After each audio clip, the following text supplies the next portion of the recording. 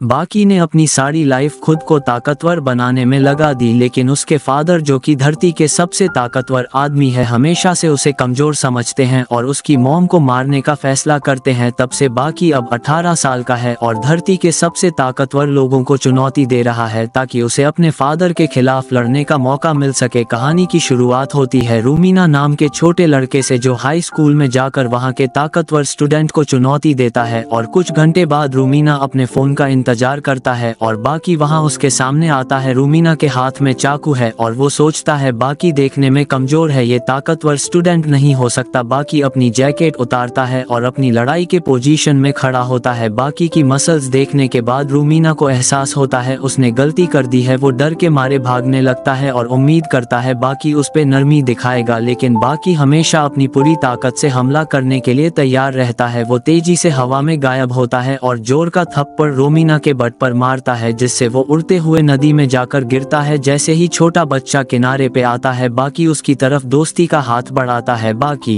Notice करता है इसके दोस्तों ने इस बच्चे को लड़ने के लिए बोला था। वो उससे कहता है कि वो लड़कों से 10 गुना ज्यादा ताकतवर है। तभी उनके पीछे एक फौजी दिखाई देता है जो कि बाकी को कहता है उसके फादर जो दुनिया के सबसे ताकतवर आदमी है उन्होंने उसकी चुनौती स्वीकार कर ली है। अब उसे फौजी के जाने के तुरंत बाद ही बाकी अपनी ट्रेनिंग शुरू कर देता है और हवा में पंच करने लगता है। रूमीना को एहसास होता है कि वो शैडो बॉक्सिंग कर रहा है। ये एक ट्रेनिंग टेक्निक है जिसमें बाकी अपने दुश्मन की कल्पना करता है और अपनी कल्पना के अनुसार लड़ाई करता है। रूमीना बाकी के मोमेंट्स को देखता है और उसे उसका दुश्मन दिखाई देने लगता है जो कि पहले कभी ना हारा हुआ बॉक्सिंग चैंपियन आयरन माइकल है। और इससे भी ज्यादा चौंक आने वाली बात यह है कि इल्यूजन से वह मार भी खा रहा है जिस कारण उसकी पूरी बॉडी में चोट लगने लगती है। बाकी की नाक से खून बहने लगता है और वो इस लड़ाई को खत्म करने का फैसला करता है। वो आगे बढ़ता है और अपनी एक किक से उसे एक ही बार में खत्म करता है। बाकी उस बच्चे को अपने साथ घर ले जाता है। रूमीना उससे पूछता है वो अपने फादर से कैसे लड़ेगा, वो सारी दुनिया के सबसे ताकतवर इंसान है। बाकी उसे बताता है कि उसके बेसमेंट में एक ताकतवर अपोनेंट है, ऐसा अपोनेंट जो कि लायन टाइगर एलिफेंट यहाँ तक कि कैंसर भी उसके ट्रेनर को नहीं हरा सकता। अब वहाँ पहुँचने पर रूमीना देखता है बाकी अपनी लड़ाई के पोज में है और अचानक से वो दीवार के पीछे जाकर गिरता है। अब वो टेबल के पास जाता है और देखता है बाकी का अपोनेंट एक मांटिस है। उसे ये समझ नहीं आता कैसे एक छोटा सा इंसेक्ट एक खतरनाक अपोनेंट हो सकता है। बाकी उसे समझाता है 180 किलो का टाइगर अपने वजन का 4 गुना उठा सकता है, लेकिन इंसेक्ट्स उनकी वजन से 100 गुना ज्यादा मजबूत है। मांटिस दुनिया में आसानी से कुछ भी कुचल सकता है अगर उसका आकार इंसानों के जितना होता। और बाकी अपनी शैडो बॉक्सिंग टेक्निक का यूज करके एक 90 किलो का एक मैंटिस क्रिएट करता है। पहले भी उसने यही किक यूज करी थी पर वो पीछे की तरफ पुश होता है। वो चौंक जाता है और मुश्किल से ही उस हमले पे रिएक्ट कर पाता है। वो फिर से एक किक मारने की कोशिश करता है और इंसेक्ट उसकी किक को रोक देता है और उसे दीवार की तरफ फेंकते हुए दौड़ता है। और जैसे जैसे लड़ाई आगे बढ़ती है रोमियो उस इंसेक्ट का बड़ा आकार दिखाई देने लगता है। वो देखता है बाकी उसके हमले से बचते हुए उसके गर्दन पे एक किक मारता है पर इससे इंसेक्ट को कोई नुकसान नहीं होता और वो दोबारा से उसे फेंकते हुए छत को तोड़ता है। वो फिर से खड़ा होता है और इंसेक्ट के गर्दन को चौपी करने कोशिश करता है पर वो किसी तरह अपने आप को चूड़ा लेता है। बाकी उसको जकड़ के उसके मूवमेंट्स को रोकने की कोशिश करता है और फिर से वो टेबल की तरफ उड़ते हुए उसे तोड़ता है जिस कारण उसका खून बहने लगता है। उसे एहसास होता है इस इंसेक्ट के ना तो कोई कमजोरी है और ना ही कोई ब्लाइंड स्पॉट, तो क्या उसे अपनी जान बचाकर भागना चाहिए। पर वो जानता था अगर वो भी भाग जाएगा तो वो उस समय भी भागने की सोचेगा जब वो अपने फादर से लड़ रहा होगा। वो अपने चेहरे पर स्माइल रखते हुए वो फैसला करता है वो हर चीज का सामना करेगा और वो जोरदार चोट मांटिस को मारता है जिससे वो तुरंत ही पीछे हो जाता है। अब वो समझ जाता है कि उसका अपोनेंट टोरेकैन टेक्निक के सामने कमजोर है। यह वही टेक्निक है जो कि मॉन्ग ने बनाई थी जब उसने देखा था मांटिस ने स्पैरो के खिलाफ लड़ाई जीत गया था। उस दिन के बाद से उसने मांटिस को देखते हुए लड़ने की टेक्निक को बनाया। अब इस तरीके का यूज करके बाकी उस इंसेक्ट पर हावी होना शुरू होता है। अब उस पर कई सारे घातक हमले करके वह उसे पीछे की तरफ फेंकता है। वो उसके लड़ने के तरीकों को अपनाकर एक नए लेवल की स्ट्रेंथ पाता है। अब मांटिस उससे डरने लगता है। बाकी को एहसास होता है अब मांटिस उसका अपोनेंट नहीं है और वो लड़ना बंद कर देता है। अब बाकी को कोई ताकतवर अपोनेंट की जरूरत थी ताकि वो ट्रेन हो सके अपने फादर के खिलाफ, इसलिए वो अमेरिका जाके प्रेसिडेंट को किडनैप करता है ताकि उसको जेल भेजा जाए जहां से सबसे ताकतवर क्रिमिनल्स मिले। अब अरेस्ट होने के बाद बाकी को एरिजोना स्टेट की जेल में भेजा भेजा जाता है जो जेल के डायरेक्टर से मिलकर वहां के सबसे ताकतवर आदमी अनचेन से मिलवाने को कहता है। डायरेक्टर उसकी बात मानता है और बाकी उससे मिलने जेल की तरफ जाता है। वह नोटिस करता है हर तरफ टाइट सिक्योरिटी है। अब वह अनचेन्ड के सेल में पहुंचता है पर वो चौंक जाता है ये देखकर कि उसका कमरा 5 स्टार होटल जो उसे चुनौती देता है। वो कहता है अगले हफ्ते वो दूसरे सबसे ताकतवर इंसान से लड़ने वाला है और अगर वो उससे लड़ना चाहता है तो दूसरा सबसे ताकतवर फाइटर बनना होगा। बाकी उसकी बातों को बिल्कुल अनसुना करके एक पंच उसके मुंह पर मारता है लेकिन अनचेन्ड बिल्कुल भी नहीं हिलता। अब उसे उसके सेल में ले जाया जाता है जहां वो असली के आयरन माइकल से मिलता है। आयरन उसे बताता है कि वो जेल के टॉप 10 में भी नहीं आता है और खुलासा करता है वो रैंक के लिए लड़ाई इसलिए नहीं करता क्योंकि सब यहाँ पे इतने ताकतवर है कि वो अपनी जान ना गवा दे। अब अगली सुबह वो नंबर 2 से मिलता है जुन गवेरू जिसको जेल के गार्ड से स्पेशल ट्रीटमेंट मिल रहा था। वो उसकी हर हरकत को नजरअंदाज कर रहे थे और उसे दूसरे कैदियों से अलग नाश्ता मिल रहा था। अब एक आदमी जुन को चैलेंज करता है। वो दोनों लड़ाई के लिए जिम में जाते हैं लेकिन जुन तुरंत ही उसे सुमो में हरा देता है जो कि अपोनेंट की खासियत थी। इसके बाद बाकी जुन से बात करने जाता है लेकिन गार्ड्स उसे रोकता है और उस पर डंडे से वार करता है। उसके बाद उसे अकेले काल कोठरी में बंद किया जाता है। अब एक बूढ़ा कैदी बाकी के लिए चुपके से खाना लेकर आता है क्योंकि उसके दोनों अंगूठे पीठ के पीछे हथकड़ी से बंधे थे। अब वो उसे खाना खिलाता है और जुन के पस्त के बारे में बताता है जिसे बाकी को पता चलता है कि वो भी अनचेन से लड़ना चाहता है। तभी वहाँ गार्ड अचानक से अंदर आता है। वह बूढ़े आदमी को बाकी से बात करने के लिए मारता है। बाकी उसे धमकाता है। अब गार्ड बाकी को मारने की कोशिश करता है पर वो उसे एक जोर की किक मारते हुए दूर फेंकता है और कहता है उसके हाथ बंधे होने का ये मतलब नहीं है कि वो लड़ नहीं सकता। वो अपनी हड्डियों को डिसलोकेट करता है और गार्ड को बुरी तरह मारता है। वो गार्ड को ऊपर से धक्का देता है पर वो उसे बचा लेता है और अपने पुराने सेल में वापस आने के बाद बाकी जुन से कहता है वो उससे लड़ना चाहता है। तभी उस समय अनचेन दरवाजा तोड़कर अंदर आता है। अनचेन अपना लड़ने का कारण जुन को बताता है और कहता है उसके पास एडवांटेज है क्योंकि वो अपनी गर्लफ्रेंड के लिए लड़ रहा है। बाकी उनके बातचीत को रोकते हुए उनको कॉलर से पकड़ लेता है पर वो दोनों मिलकर एक जोरदार हमला उस पे करते हैं और वो दूर जाके गिरता है। अब अनचेन कहता है ये रुमाल उसकी गर्लफ्रेंड ने दिया है और उसको बच्चों की तरह हरकत करता है लेकिन जुन उसके रुमाल पर थूकता है। अनचेन लड़कियों की तरह चलते हुए वहां से चला जाता है। अब लड़ाई के दिन ग्राउंड में कोई सिक्योरिटी नहीं होती। तभी सब देखते हैं अनचेन अपनी पीठ पर बैट उठा के आ रहा है जिसमें उसकी लवर मारिया है और उसकी खूबसूरती शब्दों में बयां नहीं की जा सकती है। अब वो फैसला करते हैं उनकी लड़ाई एक गेम के जैसे होगी जिसमें दोनों रुमाल की एक साइड को पकड़ेंगे और जो पहले रुमाल छोड़ेगा वो लूजर होगा। अब लड़ाई शुरू होती है। जुन अपना पहला अपर कट अनचेन को मारता है और फिर लगातार उस पर पंच की बारिश करता है। अनचेन बस गिरने वाला था। इसके बावजूद भी उसने रुमाल को अपने उंगलियों से पकड़ के रखा था। सिर्फ अपने थंब और छोटी उंगली की स्ट्रेंथ से वो वापस फिर से खड़ा हो जाता है। अब उन दोनों के बीच जबरदस्त लड़ाई चलती है पर ये देख के बाकी बूर हो जाता है। वो सीधा जाके मारिया के बगल में सो जाता है। अब अनचेन की नजर वहां जाती है। वो पूरी ताकत से जुन को पंच मारता है और वो उड़ते हुए दीवार में जा गिरता है। जुन वापस से कम बैक करता है और अनचेन को पीटना शुरू करता है पर वो उसे उठाकर जमीन पर पटक देता है। जुन फैसला करता है वो हार नहीं मानेगा और फिर वो अनचेन की तरफ आगे बढ़ते हुए कहता है उसके मसल्स दुनिया में सबसे मजबूत है कहते हुए उस पर हमला करता है। अब अनचेन को हराने के बाद वहां बाकी का फादर आता है। उसने प्रेसिडेंट को किडनैप किया था जिससे वो जेल में घुस पाए। उसने सुना था यहाँ ताकतवर लोग लड़ाई कर रहे हैं। वो जुन को जीत के लिए कांग्रेचुलेशन देते हुए कहता है वो धरती का सबसे ताकतवर इंसान है। अब इतने में ही अनचेन अचानक से आकर जुन पर हमला करता है पर इस बार जुन लड़ाई करने लायक नहीं रहता। अब बाकी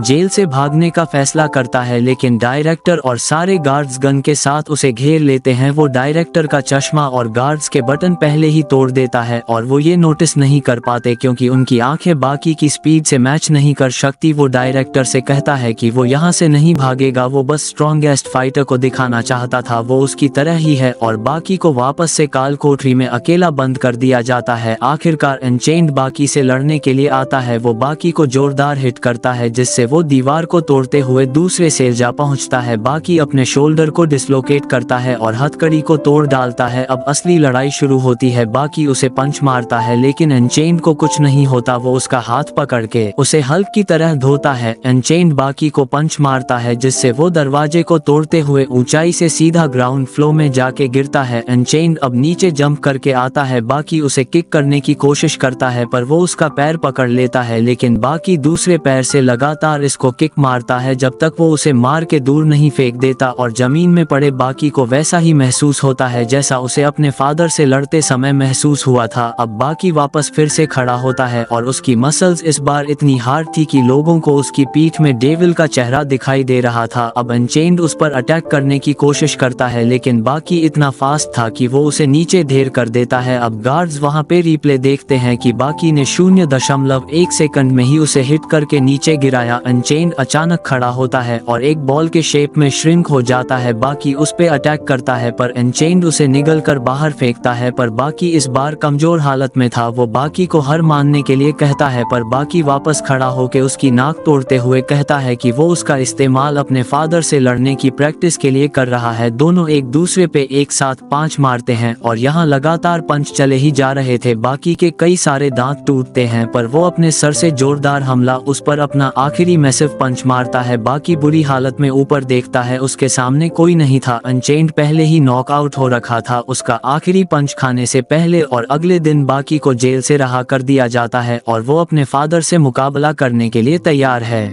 कहानी की शुरुआत में हम देखते हैं कि 5 कैदी जिन्हें मौत की सजा मिली है जेल से भागकर जापान जाते हैं क्योंकि वो हार का स्वाद चखना चाहते हैं। वो सब अपना निशाना बाकी को बनाते हैं क्योंकि उन्हें पता चला है कि वो अब तक का सबसे ताकतवर लड़का है। वो यूजिरो का बेटा है जिसे दुनिया का सबसे ताकतवर आदमी के रूप में जाना जाता है। बाकी लगता है ट्रेनिंग कर रहा है ताकि वो उन्हें हरा सके और अपनी मॉम के मर्डर का बदला ले सके। अब जब बाकी अपनी गर्लफ्रेंड के साथ डेट पर होता है तब उसे स्पेसी, जो कि उन कैदियों में से एक है जो बाकी के साथ जेल में थे, बाकी से लड़ने के लिए आता है, लेकिन हानायामा उसे घसीट कर दूर ले जाता है। स्पेसी उसके फेस पे किक मारता है और पूछता है क्या उसे गुस्सा आया कि नहीं। हानायामा में कुछ भी नहीं कहता और अपना सूट उतार देता है। उसकी बॉडी बहुत ही ज्यादा मस्कुलर और लड़ाई के निशाने से भारी थी और उसकी पीठ पर बहुत बड़ा टैटू भी है जो कि ऑटो कची टैटू है, और यह एक ट्रेडिशनल टैटू है जो हानायामा फैमिली के हेड को मिलता है। और अब पास्ट में हानायामा कहता है ये टैटू यह अभी पूरा नहीं हुआ है, भले ही आर्टिस्ट ने अपना काम पूरा कर दिया हो। वो अपना घर छोड़ देता है और दुश्मन के कबीले पे हमला कर देता है जिसने उसके फादर को मार डाला था। वो पूरे कबीले के लोगों को हरा देता है। ये टैटू मस्कुलरिटी की निशानी है और जिस मर्द के कोई निशान नहीं है वह मर्द नहीं है, इसलिए उसने टैटू की कल्पना को पूरा किया। और उसे स्पेक फिर से उसके फेस पर पत्थर से मारता है और हानायामा को घसीट कर सीधा कमरे में पटक देता है। इसके बाद वो बंच को उठाता है और उसके सर में दे मारता है। हानायामा चुपचाप खड़ा रहता है और एक फाइटिंग पोज बनाता है और स्पेक भी सेम पोज में खड़ा रहता है। स्पेक ने जापान के कराटे लेजेंडरी फाइटर के बारे में सुना है जिसे गॉड हैंड कहा जाता है। स्पेक कहता है वो कोई गॉड नहीं है और जब उसके हाथ और पैर चलते हैं तो वो गॉड को भी तबाह कर सकते हैं। उसके कहने का मतलब स्टैचू ऑफ लिबर्टी था। उसने इतनी जोर से किक और पंच मारा कि स्टैचू में दरार आने लगी और वो टूटने ही वाला था, और उसने इस अटैक का नाम अल्फा रश अटैक रखा है। और वो हानायामा की तरफ कूदते हुए इतनी तेजी से पंच मारने लगता है कि उसे काउंटर अटैक के लिए बिल्कुल भी समय नहीं मिलता। यह एक ऐसा अटैक है जो कि एथलीट बॉक्सिंग के समय यूज करते हैं और उन्हें अटैक जारी रखने के लिए बीच में सांस लेनी पड़ती है और अपोनेंट को उस पर अटैक करने का मौका मिलता है। पर स्पेक 5 मिनट तक सांस लिए बिना लगातार अटैक कर सकता है। स्पेक के पंच की मार तब तक नहीं रुकती जब तक उसका अपोनेंट की डेट ना हो जाए, लेकिन हानायामा अचानक से एक जोरदार पंच मार के उसे हवा में दूर फेंक देता है। अब हम देखते हैं कि पुलिस ने अति अधिक पावरफुल और मजबूत आर्म स्पेक से लड़ने के लिए बनाए थे, पर वो सारे बेकार निकलते हैं क्योंकि स्पेक ने उन्हें आसानी से तबाह कर डाला था। और अब स्पेक वापस जेल आएगा तो इस बार वो और भी ज्यादा घातक हथियारों से उस पर वार करेंगे। स्पेक उस पंच के दर्द से उभरा नहीं था। हानायामा फिर से पूरी ताकत के साथ उसे मारता है। वो उसे स्पेक को उठाकर पूछता है क्या वो फाइट जारी रखना चाहता है। स्पेक स्माइल करने लगता है। हानायामा फिर से जोरदार पंच मार के फिर से पूछता है और स्पेक फिर से स्माइल करता है। हानायामा लगातार पंचर्स के वही सवाल पूछता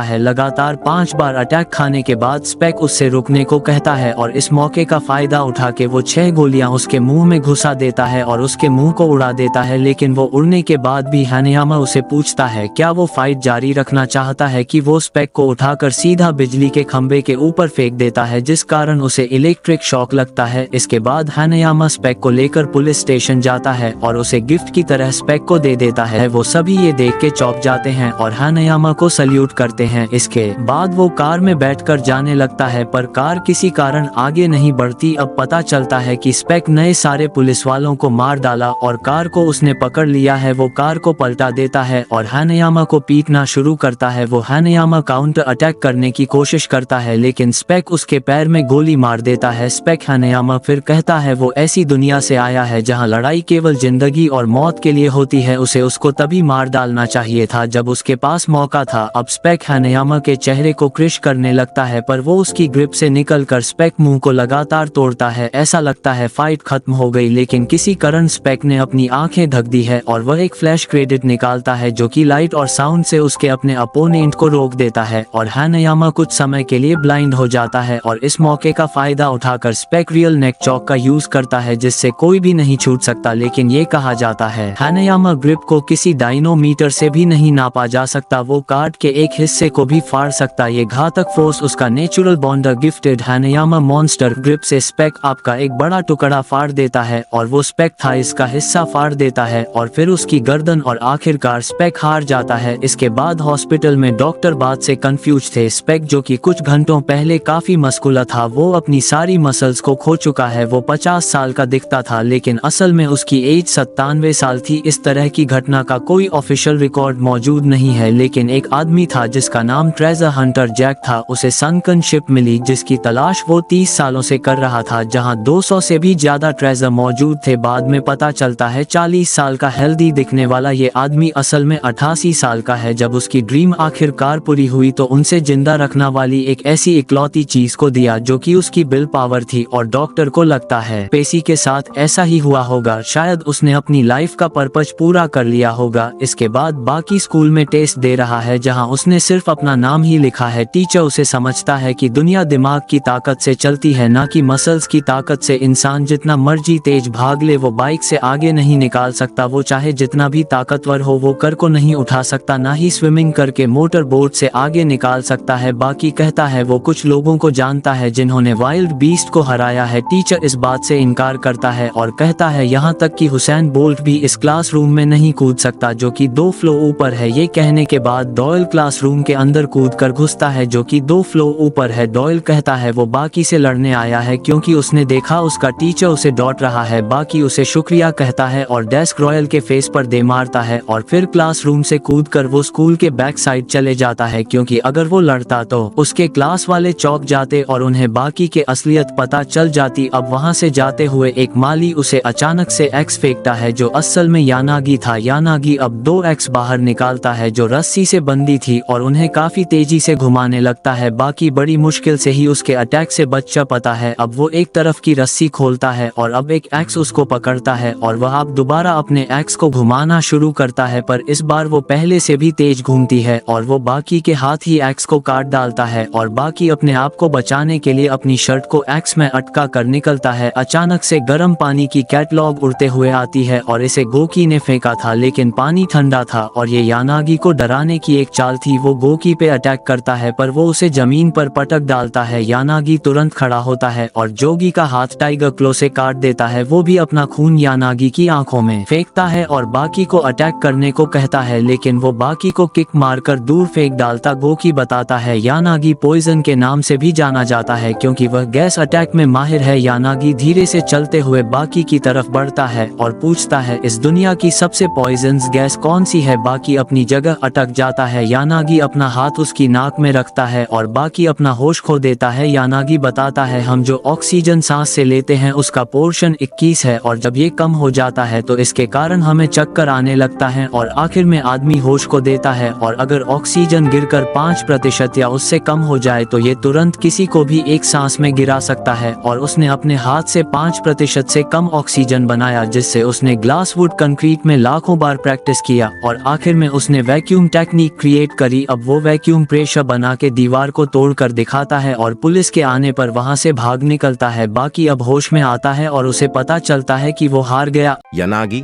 जिसे पॉइजन मैन भी कहा जाता है, उसने बाकी के शरीर में पॉइजन डाल दिया जिससे बाकी मरने की हालत तक पहुंच गया। अब क्या बाकी अपनी जान को बचा पाएगा? तो दोस्तों, वीडियो बहुत ही अमेजिंग होने वाली है। उससे पहले अगर आपने वीडियो को लाइक नहीं करा तो वीडियो को लाइक कर देना और चैनल को सब्सक्राइब करके बेल आइकन कॉल पर जरूर सेट कर देना। तो बिना किसी देरी के वीडियो को स्टार्ट करते हैं। डॉयल वहां से जाने लगता है, पर वो नोटिस करता है कि दो बदमाश रेत्सु का सामान चुरा रहे हैं। वो वहां जाके उन्हें ये करने से रोकता है और वो फिर से जाने लगता है तो एक डॉग रेत्सु पर अटैक करने के लिए बढ़ता है, क्योंकि वो बेहोश रेत्सु को खतरे में अकेला नहीं छोड़ना चाहता था। इसलिए वो अपनी जान दांव पर लगाकर पूरी रात वहां पे पहरा देता है। अब अगली सुबह जब रेत्सु को होश आता है तो वो तुरंत डॉयल को अपनी पीठ में लादकर अपने कराटे स्कूल ले जाता है। वो 2 दिन तक कोमा में रहता है और उसे तत्काल ब्लड चढ़ाने की जरूरत थी, जिसमें कराटे के स्कूल के स्टूडेंट उसकी मदद करते हैं। जब उसे होश आता है तो रेत्सु उसके लिए खाना लेके आता है, पर वो ज्यादा देर तक वहां नहीं रुकता और कत्सुमी के पास जाता है, जो उस समय सभी को कराटे सिखा रहा होता है। और डॉयल जान बचाने के लिए शुक्रिया कहता है और फिर माफी मांगता है, क्योंकि उसके बावजूद वो अभी भी दुश्मन है। वो कहता है वो कराटे रूल के अनुसार कत्सुमी से लड़ेगा, पर इसके उलट वो फायर सूट पहनकर वहां आग लगा देता है। और जब वो वहां से जाने लगता है उसे रास्ते में डोकू मिलता है। दोनों एक खाली मैदान में जाते हैं जहां वो लड़ना शुरू करते हैं। डोकू की ताकत कहीं अधिक थी और डॉयल बुरी तरह हार जाता है, और जब उसकी आंख खुलती है तो वो पाता है कि वो कराटे स्कूल में है, जैसे कि आग को अभी बुझाया गया था। कत्सुमी उसे लगातार मारने लगता है जब तक वो अपनी हार कबूल नहीं लेता, लेकिन डॉयल हार नहीं मानता। भले ही वो बार बार मार खाकर अपना होश खो देता है, और अंत में कत्सुमी अपना जोरदार पंच उसके चेहरे पर मारकर उसका मुंह तोड़ डालता है और वो अपना होश खो देता है। और जब डॉयल जागता है तो एक स्टूडेंट बताता है कि कत्सुमी इस फाइट को न जारी रखने का फैसला लिया है, इसलिए उसने खुद ही हार मान ली है। अब अगली सुबह कत्सुमी के दरवाजे के बाहर डॉयल है, जिसने अपनी हार स्वीकार कर ली है। इस दौरान बाकी और काजू अपनी जवानी का भरपूर मजा ले रहे थे। वो दोनों अकेले में है और समय बिताना चाहते थे, लेकिन यानागी आकर उनका समय खराब करता है, क्योंकि उसे लड़ने का यही मौका सही लगा। काजू भी लड़ाई में मदद करने का ऑफर करती है, पर बाकी को उसकी मदद की जरूरत महसूस नहीं होती, क्योंकि वो जानता था उसके पास अब प्रोटेक्ट करने के लिए लड़की है। इस वजह से वो और भी ज्यादा ताकतवर हो गया है। यानागी उसे छू भी नहीं पाता, जिस वजह से वो अपने फाइटिंग स्टाइल बदलता है और अपने दोनों हाथों को हल्का कर लहराने लगता है और बाकी के पांव, हाथ और कंधे पर अटैक कर उसकी मसल फाड़ देता है। हालांकि पता चलता है उसे एक बार युजीरो ने टेक्निक सिखाई थी और ये फाइटिंग स्टाइल सिर्फ लड़कियों और बच्चों के खुद के बचाव के लिए बनी है और ये मर्दों को कभी यूज नहीं करना चाहिए। इसके बाद बाकी इस टेक्निक को उसे पर आजमाता है और आखिर में उसके हाथ को पकड़कर ये लड़ाई खत्म करने लगता है। पर इस समय से कोर्स की वहां पर आ जाता है, जो सिर्फ जेल तोड़कर बाकी से बदला लेने आया था। पर दोनों मिलकर भी बाकी की नई ताकत का सामना नहीं कर पाते और ये मुकाबला देखने हनायामा भी वहां आता है और इस बात को मानता है कि काजू ने बाकी को ताकतवर बनाया है। बाकी उन्हें पूरी तरह तोड़ सकता था, लेकिन वो ये फाइट जारी नहीं रखता और काजू को उठाकर वहां से चले जाता है और वही कत्सुमे डॉयल की भागने में मदद करता है। वो अपने परिचित के शिप में उसे ले जाता है और उसे दोस्ती के तौर पे कराटे सिखाता है और ब्लैक बेल्ट देकर उसे अलविदा करता है। लेकिन शिप में उसे यानागी मिलता है, जो उसे खत्म करने का फैसला करता है, क्योंकि उसने अपनी शान और मर्यादा खो दी। दुश्मन से दोस्ती करके वह उस पर हमला करके पहले उसकी आंखों की रोशनी छीन लेता है, जिस वजह से डॉयल देख नहीं पाता और अपनी जान बचाने के लिए वो शिप से कूद जाता है। वहीं जैक सिकोर्स्की को ढूंढ के फाइट लिए चुनौती देता है। वो फाइट एक टेलीफोन बूथ के अंदर करते हैं, क्योंकि सिकोर्स्की का मानना है जैक का साइज जगह उसके लिए डिसएडवांटेज होगा। शुरू में ऐसा ही होता है और धीरे धीरे जैक की ताकत इतनी बढ़ जाती है कि वो उसकी काफी धुनाई करता है। बेहोशी की हालत में से सिकोर्स्की को अंडरग्राउंड अरीना में ले जाया जाता है, जहां वो अपनी लड़ाई जारी रखते हैं। जैक उसे दीवार की तरफ पटकता है और उसे एहसास होता है कि उसके जीतने का अब कोई मौका नहीं है, इसलिए सिकोर्स्की की एक नॉन स्टिक का इस्तेमाल करने का फैसला करता है। पर जैक की बॉडी काफी मजबूत थी। फिर वो उसकी तरफ कील फेंकता है, पर जैक अपने दांतों से उसे पकड़ लेता है। अब इस लड़ाई से जैक बोर हो जाता है, इसलिए वो दूसरे फाइटर गाया को भेजता है, जिसकी काबिलियत अपने सराउंडिंग की चीजों का इस्तेमाल करना थी। वो सैंड उठाकर सिकोर्स्की पर अटैक करता है, जिसमें पुराने फाइटर्स के टूटे हुए दांत मौजूद थे। वो सैंड को हवा में फेंकता है और हर जगह धूल का बादल बन जाता है, जिसके कारण सिकोर्स्की देख नहीं पाता और कई सारे अटैक खाता है। गाया अब फैसला करता है वो सिकोर्स्की को हद से ज्यादा डर का एहसास कराएगा। वो उसको ब्लाइंड कर हर 10 सेकंड में एक जोरदार वार करता है। इस टॉर्चर का वो सहन नहीं कर पाता और उसे डर महसूस होने लगता है और आखिर में वो हार मानकर दया की भीख मांगता है। अभी यानागी का सामना मोडोसी से होता है, जो जीव जेटिसु का मास्टर है और 7 तरह के हथियार चलाने में माहिर हैं। वो लड़ना शुरू करते हैं। मोडोसी पहले उसके पाम में स्वॉर्ड मारता है और उसके मुंह में बुरी तरह चोट पहुंचाता है और आखिर में वो उसके पॉइजनोस हाथ को काट डालता है। वह यानागी से पूछता है, उसे अपनी हार यहाँ पर स्वीकार है? और अचानक से वहां युजीरो आकर दखल देता है। वो मोडोसी की स्वॉर्ड को अपने एक हाथ से तोड़कर यानागी की तरफ झुककर कहता है वो ये लड़ाई हार चुका है। हालांकि यानागी इस बात को नहीं मानता। वो कहता है ये वो खुद लड़ाई से फैसला करेंगे कि कौन हारा है और कौन जीता है। और तभी वहां गो की भी आप पहुंचता है। अब यानागी अपनी हार नहीं मानना चाहता था, इसलिए लड़ाई का रिजल्ट युजीरो खुद घोषित करता है और यानागी को एक झटके में खत्म कर डालता है। वहीं एक माउंटेन में ओलिवर डॉयल को ढूंढ लेता है। वो उसकी आंख की तरफ देखता है और कहता है वो ब्लाइंड पॉइजन की वजह से हुआ है जो यानागी के हाथों में था, और इस बात की पुष्टि लैब में होती है। ये पॉइजन सबसे खतरनाक है और बदकिस्मती से यानागी इस फाइट के दौरान बाकी इसकी चपेट में आ गया और अब वो हद से ज्यादा कमजोर हो गया है और हॉस्पिटल ले जाया जाता है, जहां कोरिया बताता है इसका कोई इलाज नहीं है और अब बाकी के पास कम समय बचा है। बाकी उस हॉस्पिटल से भाग जाता है और काजू साथ अपने परिचित एंडू के पास पहुंचता है जो कि माउंटेन में रहता है। उसका मानना है अगर पॉइजन नेचुरल स्टेट में बना है तो सिर्फ एंडू ही उनकी मदद कर सकता है।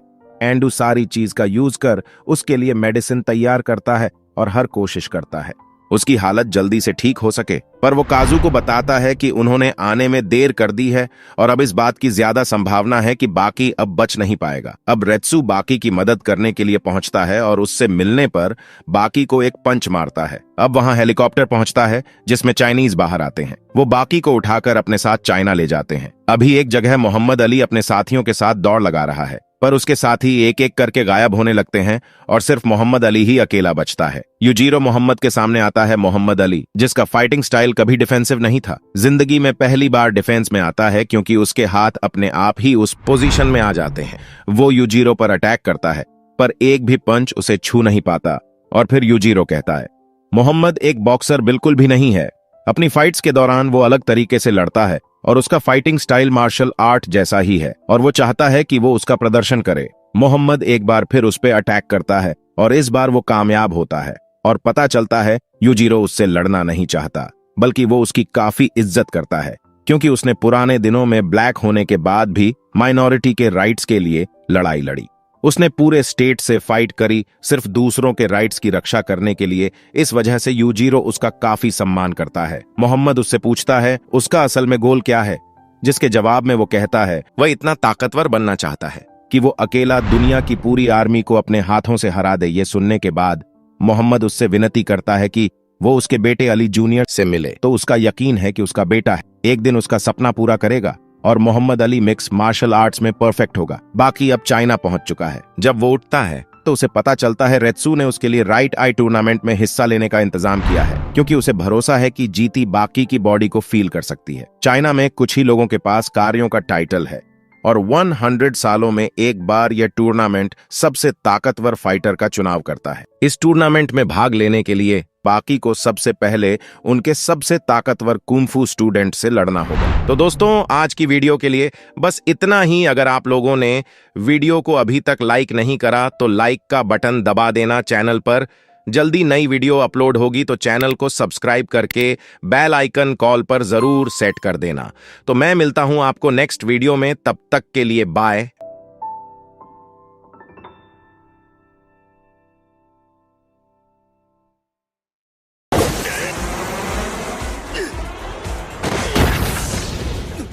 बाकी अब चाइना पहुंच चुका है। जब वो उठता है तो उसे पता चलता है रेत्सु ने उसके लिए राइट आई टूर्नामेंट में हिस्सा लेने का इंतजाम किया है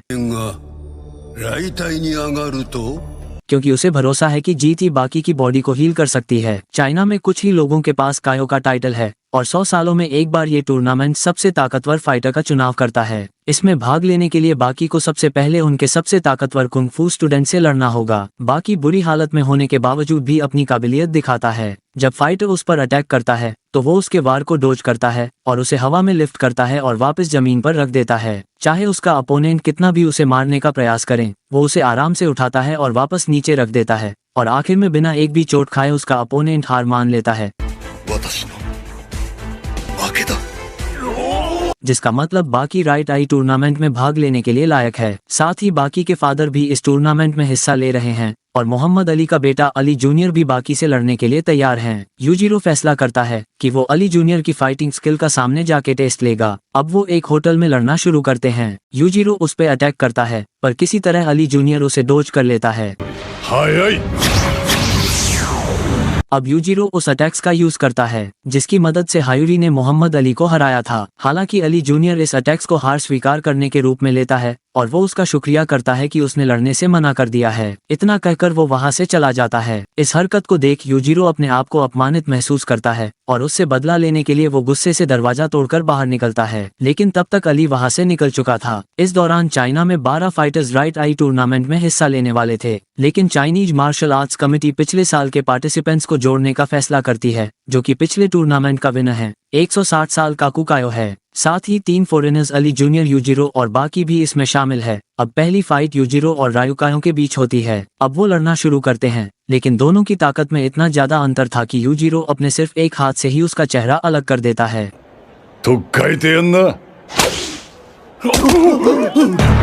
ये देख के रेत्सु अपने मास्टर का बदला लेने के लिए आगे बढ़ता है, लेकिन रायु इतना ज्यादा दर्द होने के बाद भी लड़ाई को जारी रखना चाहता था। लेकिन इस बार भी यूजिरो उसके चेहरे पर जोरदार किक मार के उसको नॉकआउट कर देता है। अब रेत्सु बाकी को बताता है उसका अगला अपोनेंट ली है, जिसके चाइना में सबसे खतरनाक पॉइजनस हैंड है और वो काफी किस्मत वाला है जो उसकी पहली फाइट उससे है। ये सब सुन के काजुई रेत्सु को एक मतलबी और अहंकारी आदमी कहती है और उस पर जमकर वार करती है, लेकिन बाकी उसे गले लगाकर रोक लेता है और भरोसा दिलाता है कि वो ये फाइट जरूर जीतेगा। अब बाकी जब फाइट शुरू करता है और तुरंत ही अपने अपोनेंट के चेहरे पर किक मारता है, लेकिन हमले के दौरान वो उसके पॉइजनस हाथ को छू लेता है, जिस कारण पॉइजन उसकी बॉडी में घुस जाता है।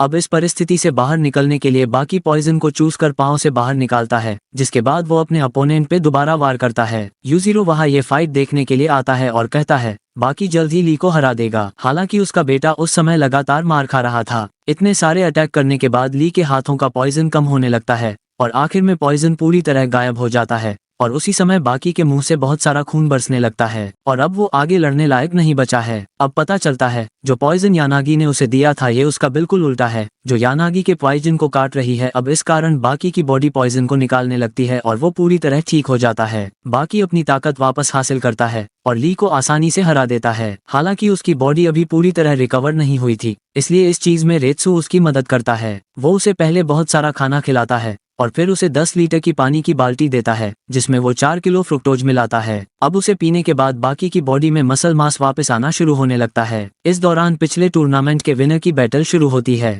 वो अपनी फाइट के दौरान अपने अपोनेंट के शॉट्स उतार देता है और एक झटके में लड़ाई को खत्म कर देता है। बाकी अपनी पुरानी फॉर्म में वापस लौट आता है और उसके अंदर किसी से भी लड़ने की तीव्र इच्छा पैदा हो जाती है। फिर वो अपने फादर को चुनौती देने का फैसला करता है। वो यूजिरो के पास जाकर उसे उकसाना शुरू करता है, लेकिन यूजिरो उसे दीवार में पटक कर तुरंत ही शांत करा देता है और फाइटर बो और डोरेन, जिसे फाइट के लिए इनवाइट किया था, ओलिवर के साथ वहां एंटर करता है। लेकिन डोरेन, जो अब अपनी दिमागी हालत खो चुका है, ये फाइट आसानी से लड़ नहीं पाता और अंत में हार जाता है। अब जब ओलिवर डोरेन को लेकर वापस जाता है तो वो उन्हें रोक लेता है, क्योंकि वो उससे फिर से लड़ना चाहता था, क्योंकि उसका मानना था इन फॉरेनर्स को फाइटर कहलाने का कोई अधिकार नहीं है। ओलिवर डोरेन के लिए खड़ा होता है और वू के खिलाफ एरेना में उतरता है। वू कहता है उसकी बॉडी डायमंड जितनी मजबूत है और उसकी हार्ड ट्रेनिंग के कारण किसी भी हमले से उसे तोड़ा नहीं जा सकता, जिसके जवाब में ओलिवर उसे बड़े आराम से अपने हाथों से दबा देता है, जिसका मतलब अब वो अगले राउंड में पहुंच चुका है और अब अगला मैच रेत्सु का होता है। पर उसका बोन इतना कमजोर था कि वो बस उसका हाथ पकड़ के सिर्फ एक बार में इस राउंड को जीत जाता है। तुरंत ही इस फाइट के बाद काकू उसके पास आता है और कहता है चाइना के यंग फाइटर्स का लेवल काफी कमजोर है और इसकी जिम्मेदार मार्शल आर्ट्स कमेटी है, जिसके लिए वो उनका हाथ काट कर उन्हें पनिश करता है।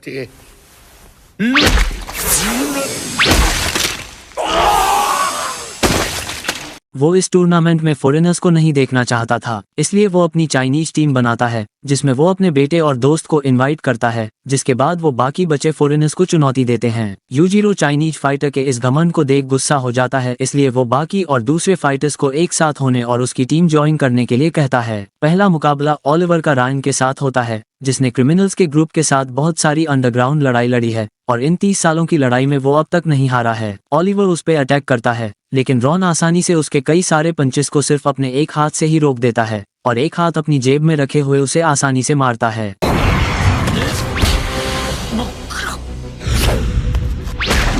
बाकी अपने फादर के साथ इस फाइट को देख रहा था। यूजिरो रायन के फाइटिंग स्टाइल के पीछे छुपे राज का खुलासा करता है कि जब रायन के हाथ उसकी जैब में होते हैं तो वो पहले से ही सतर्क होते हैं, जिसका मतलब उन्हें उसकी स्पीड से मुकाबला नहीं करना चाहिए। ओलिवर उसका ही स्टैंस कॉपी करता है और जानबूझकर उसे कई सारे अटैक्स करने देता है ताकि वो उसकी तकनीक को समझ पाए। फिर ओलिवर उसका सर पकड़कर अपना सर दे मारता है। अब रायन उसके पेट पर अटैक करता है, पर ओलिवर की बॉडी की मसल बहुत ही ज्यादा सख्त थी, जिसके कारण उसकी उंगलियां टूट जाती है। ओलिवर एक बार फिर अपना सर उसके सर पे मार के इस फाइट को खत्म करता है। अब चाइनीज फाइटर बुरी तरह से हारे जा रहे थे, जिस कारण गाकू अकेले ही बाकी फाइटर से लड़ने का फैसला करता है, पर उसका बेटा सिमसेई मांग करता है कि वो बाकी के खिलाफ लड़ेगा। अब फाइट से पहले रेत्सु उसे बताता है कि बाकी काफी ज्यादा ताकतवर है और वो टोक्यो के अंडरग्राउंड फाइट्स का विनर भी है, पर इन सारी चेतावनी के बावजूद भी सिमसेई उसकी तरफ अटैक करने के लिए भागता है और बाकी कुछ ही सेकंड्स में ही 2 किक में इस फाइट को खत्म कर देता है।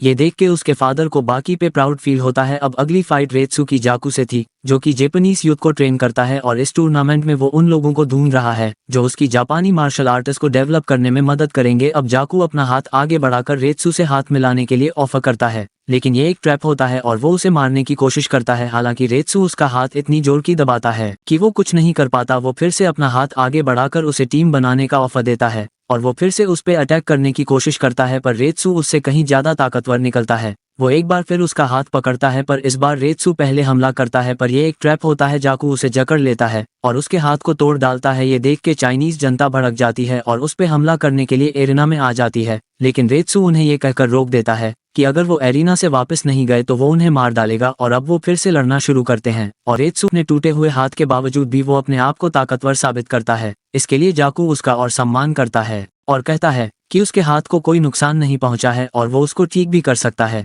रेत्सु अपना हाथ आगे बढ़ाता है और ऐसा लगता है कि ये एक और ट्रैप है और जाकू उसके हाथ को पूरी तरह जोड़ देता है। ऐसा उसने इसलिए करा क्योंकि वो उसका सम्मान करता है और वो चाहता है कि रेत्सु उसकी जापानीज यूथ को ट्रेन करने में मदद करे। रेत्सु जाकू की ताकत को स्वीकार करता है क्योंकि रेत्सु ने उसे हरा दिया, फिर भी वो ऐसी तकनीक का यूज करता है जो उसके जैसे मास्टर भी आमतौर पर यूज नहीं कर पाते, और जीतने के बाद वो जाकू को सहारा देकर रिंग से बाहर निकलने में मदद करता है। अब खान, जो कि ली का बड़ा भाई है, अली जूनियर से फाइट करने वाला है। अब लड़ाई के दौरान खान कहता है अली के जीतने का कोई चांस नहीं, क्योंकि वो एक बॉक्सर है जो कि पैरों का इस्तेमाल नहीं करते और वो उसे पंच मार भी नहीं पाएगा क्योंकि उसकी किक का दायरा काफी बड़ा है। बाकी के मुताबिक ये सच नहीं है, भले ही ये कोई ध्यान ना दे पाए, लेकिन बॉक्सर अपने पैरों का यूज ग्राउंड को मारने के लिए करते हैं और अली 2 पंचीस में खान को नॉकआउट करके ये साबित कर देता है।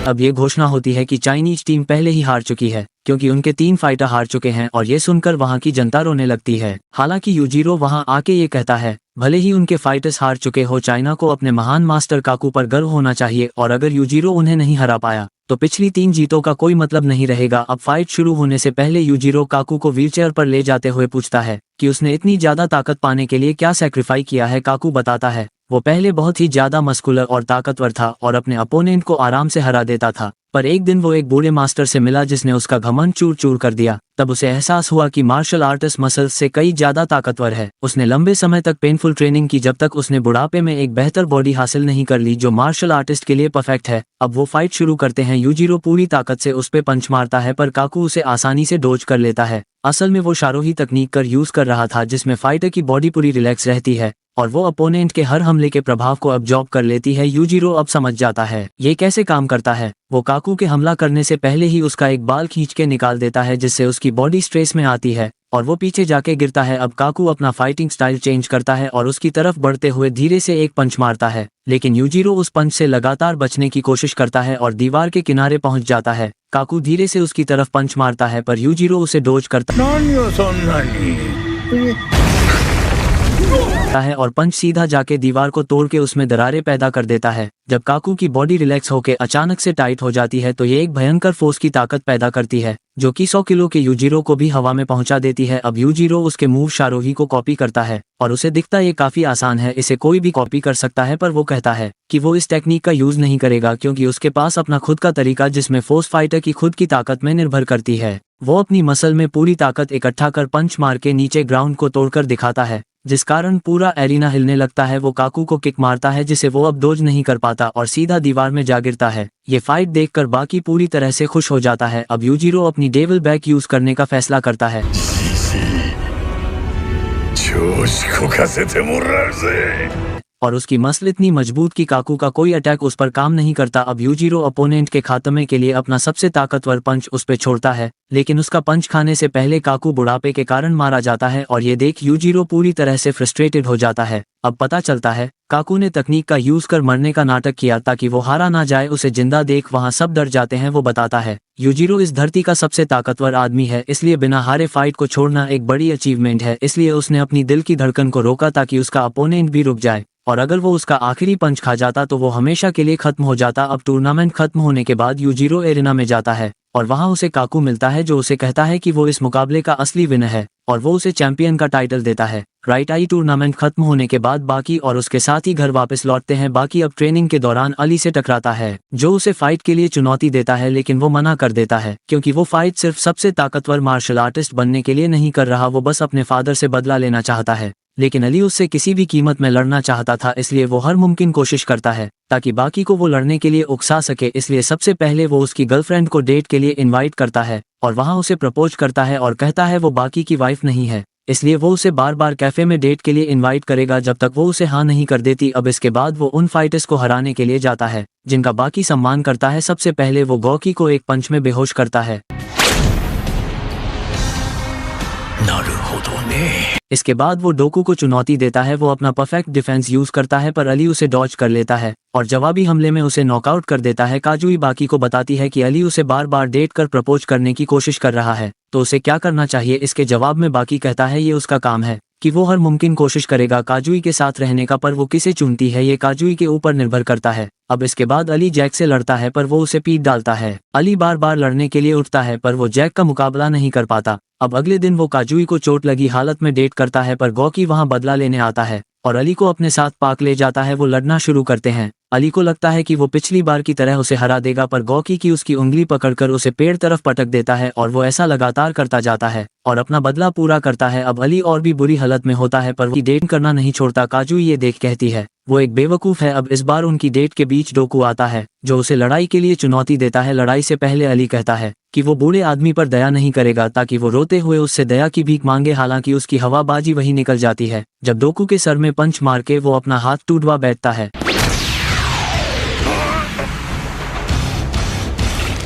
वो बार बार उसके वीक स्पॉट में अटैक कर उसकी इतनी बुरी हालत कर देता है कि अली आगे लड़ नहीं पाता और आंसू से उसकी आंखें भर जाता है। अब अली के फादर मोहम्मद अली अपने बेटे से मिलने के लिए आते हैं। मोहम्मद अली जो पूरी तरह से बीमार है, वो 5 सालों से ट्रेनिंग कर रहा है ताकि वो अपने बेटे से फाइट कर सके क्योंकि अली ने ही उसे उसके पूरे करियर में नॉकआउट करा था। लेकिन अली अपनी हालत की वजह से लड़ने से मना कर देता है, लेकिन मोहम्मद उसे उकसाना शुरू करता है जिस कारण वो लड़ने को तैयार होता है पर तुरंत ही वो हार जाता है। अब पता चलता है कि मोहम्मद को पहले से ही पता था कि वो लगातार 4 फाइट हार चुका है और वो उसे सीख देना चाहता था। अली ने हर मुमकिन कोशिश कर ली है जो वो कर सकता था, इसलिए वो हार मान ले, अपने को टॉर्चर ना करे। लेकिन अली कहता है हार ने उसे और मजबूत बना दिया है क्योंकि उसके अपोनेंट बूढ़े होने के बावजूद भी अपनी स्किल को लगातार बेहतर कर रहे हैं, इसलिए वो बार बार उनसे हार नहीं सकता। अब डोकुगागा वहां आता है जो मोहम्मद अली का फैन है। वो बताता है कि दुनिया की अंडरग्राउंड एरिना फाइटिंग होने वाली है और बाकी ने उसकी चुनौती स्वीकार कर ली है और वो अली के साथ लड़ने को तैयार है। अब अली ये सुन अपनी ट्रेनिंग शुरू करता है। अब उसके फादर उसके पास आकर कहते हैं कि बाकी सिर्फ एक ही परिस्थिति में उसके साथ लड़ेगा, अगर अली एरिना में अपनी परफेक्ट शेप के साथ उतरेगा। ये सुनते ही अली की बॉडी टूनती एनर्जी के साथ रिकवर होने लगती है। अब दूसरी तरफ मोहम्मद अली और यूजिरो आपस में फाइट का बारे में बात कर रहे हैं। मोहम्मद पूछता है उसका बेटा कितना ताकतवर है, जिसके जवाब में यूजिरो कहता है वो अभी परफेक्ट नहीं है पर इसके बावजूद भी वो इस दुनिया में सबसे ताकतवर है। वही अब अली काजुई से मिलकर वादा करता है वो बाकी को जरूर हराएगा और उसका दिल जीतेगा। अब फाइट का दिन आता है और अली के सामने यूजिरो वहां खड़ा होता है। वो कहता है भविष्य में बाकी उसके डैड पर जरूर अटैक करेगा और भले ही वो अभी सिर्फ 18 साल का है पर वो बहुत कुछ करने में सक्षम है। उसी समय बाकी भी उनके पास आता है और यूजिरो उन्हें तब तक लड़ने के लिए कहता है जब तक कोई एक अपनी जान ना गवा दे। अब फाइट शुरू होती है। बाकी एक पंच में उसे जमीन में गिरा देता है। अब अली खड़ा होता है तो बाकी कहता है वो उसका किस तरीके से खात्मा करेगा। वो लोअर बॉडी की ताकत का टेस्ट कर उसे पर अटैक करता है और उसकी गर्दन को पूरी ताकत से जकर चौक करने लगता है। अचानक से मोहम्मद वहां आकर बाकी को पंच मार के रोकता है, क्योंकि अगर वो बीच में नहीं आता तो बाकी उसे जान से मार डालता। लेकिन बाकी मोहम्मद की इस हरकत पर गुस्सा नहीं होता, क्योंकि लेजेंड का पंच खाना उसके लिए शान की बात है और असल में वो अली को मारने ही वाला था। अब इस जीत के बाद बाकी यूजीरो को चुनौती देता है ताकि वो इस कहानी को खत्म कर सके। अब यूजीरो अपने बेटे को एक काबिल अपोनेंट कहता है और वो अब बाकी का शिकार करेगा और इनाम के रूप में उसे खा जाएगा। फाइट के बाद अली दर्द से फूट फूट कर रोता है और काजुई उसकी हालत देख उसे गले लगाकर दिलासा देती है। अब बाकी के सारे दोस्तों को ये खबर मिलती है कि वो अपने फादर से लड़ने वाला है, इसलिए वो उसकी फाइट की तैयारी को देखने के लिए आते हैं। अब वहाँ सभी पहचान लेते हैं कि बाकी अब बच्चा नहीं रहा, वो एक सबसे ताकतवर शख्स और दूसरे फाइटरों से सबसे अलग है और अब बाकी की ट्रेनिंग का लेवल बिल्कुल अलग ही लेवल में है। अब सबको वहाँ बाकी की कल्पना दिखने लगती है जो कि यूजीरो की कल्पना है। वही यूजीरो लड़ाई की तैयारी एक जंगली जानवर से लड़कर कर रहा है। इसकी आगे की कहानी जानने के लिए वीडियो को लाइक कर देना और चैनल को सब्सक्राइब करके बेल आइकन को ऑल पर सेट कर देना। आप बाकी की पूरी सीरीज देख सकते हो, प्लेलिस्ट का लिंक डिस्क्रिप्शन में डाल रखी है और आप इसको चैनल पर भी चेकआउट कर सकते हो। तो दोस्तों मैं मिलता हूँ आपको नेक्स्ट वीडियो में, तब तक के लिए बाय।